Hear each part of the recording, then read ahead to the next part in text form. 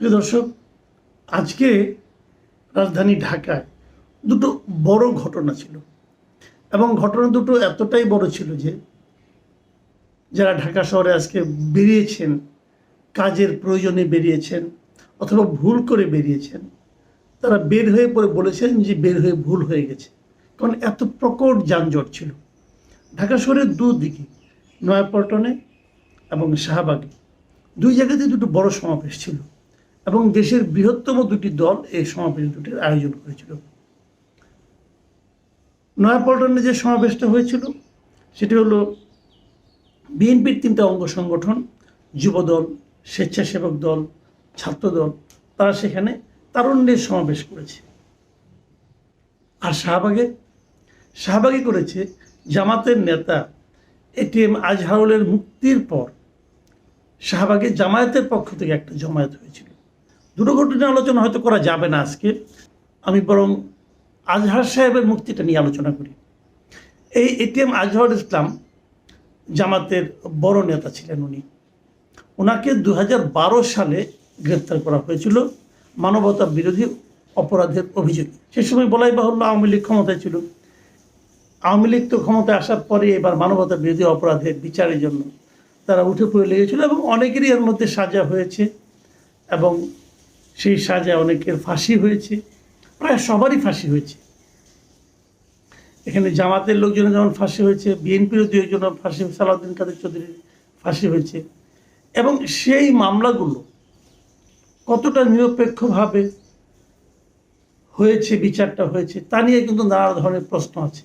ওই সময় আমরা দেখেছিলাম ডেভিড বার্গম্যান, একজন সাংবাদিক ছিলেন, উনি কিন্তু এটা নিয়ে অনেক রকম কথাবার্তা বলেছেন, মন্তব্য করেছেন এবং সে কারণে তাকে দেশ থেকেও বের করে দেওয়া হয়েছিল।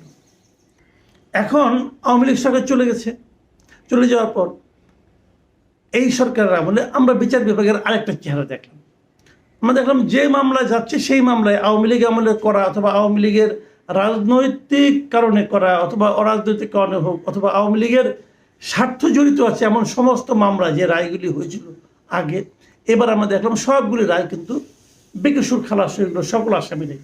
সেটা আমরা 21 আগস্ট গ্রেনেড হামলা মামলাও দেখলাম। আমরা এছাড়া বাবর সাহেবের মামলা দেখলাম, বিএনপির স্বরাষ্ট্র প্রতিমন্ত্রী যিনি ছিলেন লুৎফুজ্জামান বাবর, ওনার মামলাও দেখলাম, ওনাকেও মৃত্যুদণ্ড দেওয়া হয়েছিল, ওনার একাধিক মামলায় খালাস হয়ে গেছে। এবং এবার দেখলাম যেটা যে এটিএম আজহারুল ইসলামকেও ওনাকেও আজকে একদম বেকসুর খালাস দেওয়া হলো। অথচ ওনাকে কিন্তু 2014 সালে ডিসেম্বর মাসে এই আন্তর্জাতিক অপরাধ ট্রাইব্যুনাল তাকে মৃত্যুদণ্ড দিয়েছিল। এই দণ্ডাদেশের বিরুদ্ধে উনি 2015 সালে উনি আপিল করেছিলেন। সে আপিল চলেছিল কয়েক বছর, প্রায় 4 বছর, এবং 2019 সালে সেই আপিলেও তাকে মৃত্যুদণ্ড দেওয়া হয়। এবং 2020 সালের 15 মার্চ আপিল বিভাগের পূর্ণাঙ্গ রায় প্রকাশিত হয়। পূর্ণাঙ্গ রায় প্রকাশের পর 2020 সালের 19 জুলাই তিনি আপিল বিভাগে আবার রিভিউ চেয়ে আবেদন করেন। সেই রিভিউটা পড়েছিল এত বছর। যদি রিভিউটা তখন হয়ে যেত তাহলে আপনি নিশ্চিত থাকতে পারেন কী হতো আমি জানি না।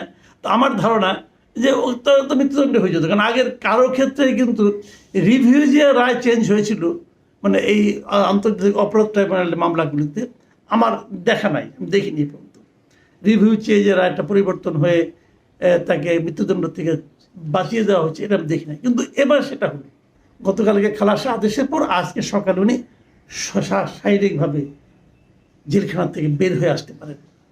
এই হলো ঘটনা। এখন এই ঘটনার পর আমি কয়েকটা প্রতিক্রিয়া কেবল আমি আপনাদেরকে একটু পড়ে শোনাতে চাই। আর কিছুটা প্রতিক্রিয়াগুলোতে আমার নিজস্ব মতামত আমি খুব বেশি দিতে চাই না, কারণ প্রতিক্রিয়াগুলো এত গুরুত্বপূর্ণ আপনাদের কাছে মনে হয় ওখান থেকে কিছু একটা ধারণা পাবেন। আইন বিষয়ক উপদেষ্টা মিস্টার আসিফ নজরুল উনি একটা স্ট্যাটাস দিয়েছেন ফেসবুকে এই ঘটনার পর। এখানে উনি কী লিখেছেন আমি ওনার লেখাটা পুরোটাই পড়ব। উনি লিখেছেন, নির্দেশ প্রমাণ হওয়ায় মুক্তিযুদ্ধকালের মানবতা বিরোধী অপরাধের মামলায় মৃত্যুদণ্ডাদেশ থেকে খালাস পেয়েছেন জামায়াত নেতা এটিএম আজহারুল ইসলাম। দণ্ডাদেশের বিরুদ্ধে তার করা রিভিউ সর্বসম্মতিক্রমে মঞ্জুর করেছেন প্রধান বিচারপতির নেতৃত্বাধীন সুপ্রিম কোর্টের আপিল বিভাগ।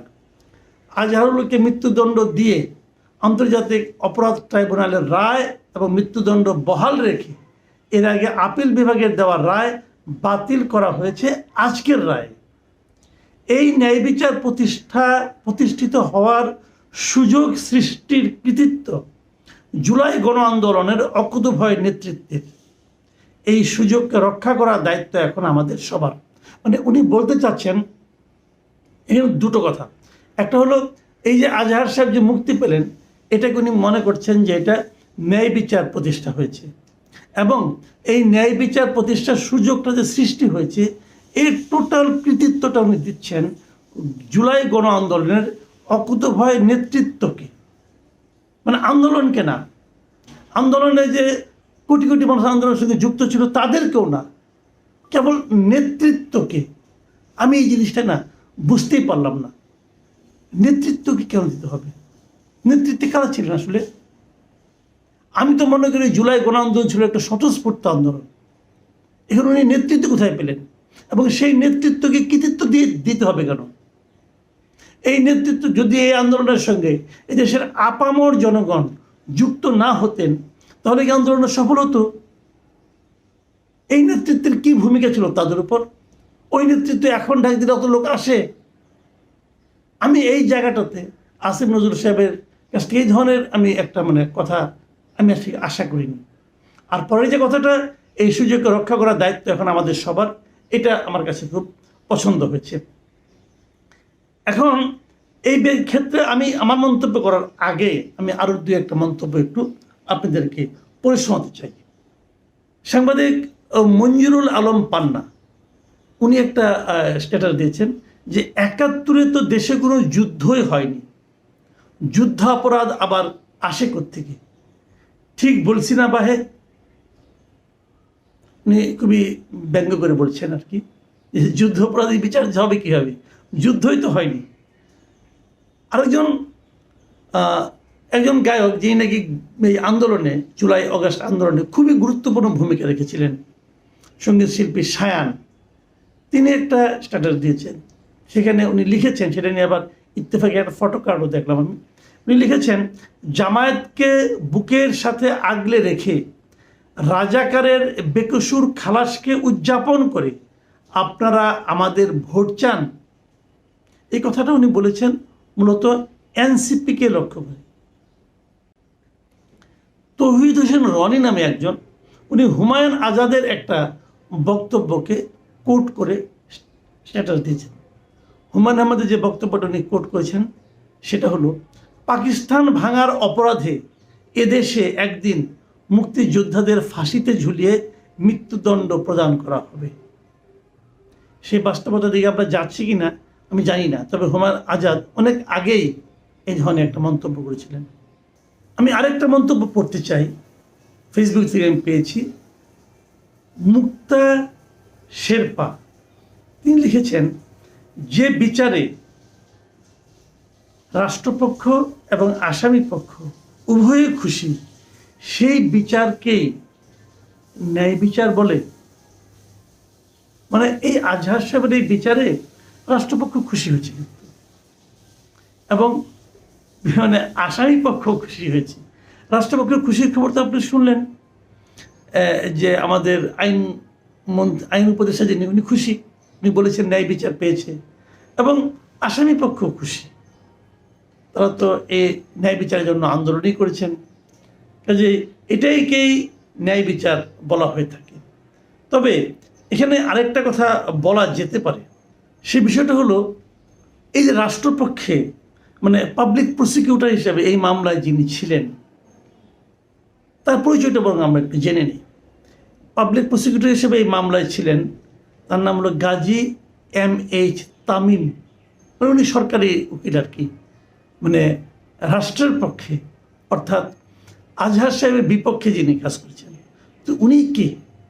ওনার পিতার নাম হলো গাজী আবু বকর সিদ্দিক। এই গাজী আবু বকর সিদ্দিক জামায়াতে ইসলামের এক সময়ে MP প্রার্থী ছিলেন বাগেরহাট 3 আসনের। এর অর্থ হচ্ছে আসামির যিনি উকিল তিনি তো জামাতেরই লোক, রাষ্ট্রপক্ষের যিনি উকিল তিনিও জামাতের লোক, আর আসামি নিজেও জামাতের লোক। তো যা হবার তাই হচ্ছে। আসলে না, আমাদের এই বিচারটা বড় অদ্ভুত হয়। আমি একটা জায়গায় একটু মানে আপনাদেরকে বলতে চাই যে আমাদের এখানে একটা কথা, মানে আমি যেটা আমার নিজস্ব মন্তব্য হিসেবে বলতে যাচ্ছি, আমাদের এখানে একটা ব্যাপার আছে, এটা হলো অনুকূল পরিবেশে না আমরা সবাই রাজা। অনুকূল যা মানে ব্যাপারটা হলো, পরিবেশ যাদের অনুকূল থাকবে তারা সবসময় বলে যে ন্যায় বিচার পেয়েছি আমরা। এখন যেমন বলা হচ্ছে ন্যায় বিচার পেয়েছি, আওয়ামী লীগ আমলে কিন্তু বলা হতো যে ন্যায় বিচার হয়েছে। আওয়ামী লীগ আমলে বিএনপি বলতো তারা ন্যায় বিচার পায়নি, তারা ন্যায় বিচার পায়নি। আবার এ আমলে আওয়ামী লীগ হয়তো বলবে যে তারাও ন্যায় বিচার পায়নি। আমরা এগুলো দেখছি। আওয়ামী লীগ আমলে আওয়ামী লীগ লুটপাট করতো, এই আমলে আওয়ামী লীগের রেখে যাওয়া লুটপাটগুলো বিএনপি সম্পন্ন করছে। প্রত্যন্ত অঞ্চলে তৃণমূলে বিএনপি এখন লুটপাট করছে, এবং বিএনপি এই লুটপাটগুলোকে বিএনপি স্বীকার করবে না। এখন আওয়ামী লীগ তাদেরকে বলবে। আওয়ামী লীগ আমলে প্রশাসনের গুরুত্বপূর্ণ জায়গাগুলোতে যোগ্যতা নয়, আনুগত্য গুরুত্ব পেত, এখনও তাই হচ্ছে। তবে আনুগত্য এখন একটু অন্যরকম হচ্ছে। এ হলো আনুগত্যের কোটায় ধরার আগে বঞ্চিতের কোটা পূরণ করা হচ্ছে। মানে যারা নাকি আওয়ামী লীগ আমলে বঞ্চিত হয়েছে তাদেরকে ধরে ধরে, তাদের অনেকে বুড়া হয়ে গেছে, অসুবিধা নাই, দুইজনে ধরে ধরে এনে কোটা পূরণ করা হচ্ছে, তারা বঞ্চিত হয়েছে। এই বৃদ্ধ লোকগুলিকে এনে গুরুত্বপূর্ণ দায়িত্ব বসানো হচ্ছে। আসলে নিয়মটা প্রতিষ্ঠা হচ্ছে না, দুঃখটা এখানে।